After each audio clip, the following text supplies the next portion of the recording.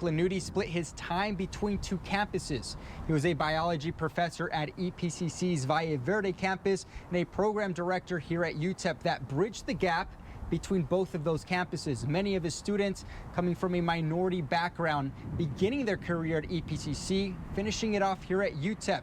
Many of his students now have PhDs, others heading to medical school. He was there recruiting for his program, and if he hadn't encouraged me and students like me to go into it, there's just no way. Mary Miller says she owes so much of her collegiate career to a man they simply called Nick. Lanuti was Miller's director.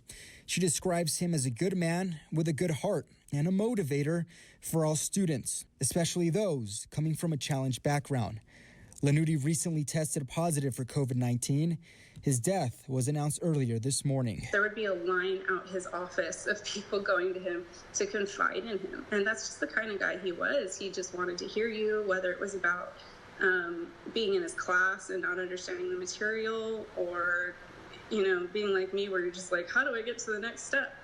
And I don't know who else I would lean on. Miller, like so many others, was in the Bridges to Baccalaureate program.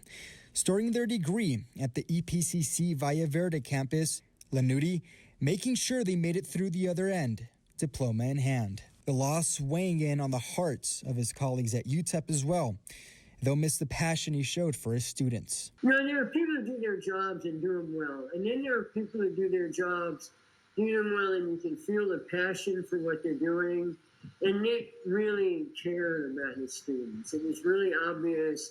They always had good things to say about them. Lanuti's abrupt passing serving as a reminder of how serious the situation is. His message staying with those he impacted the most.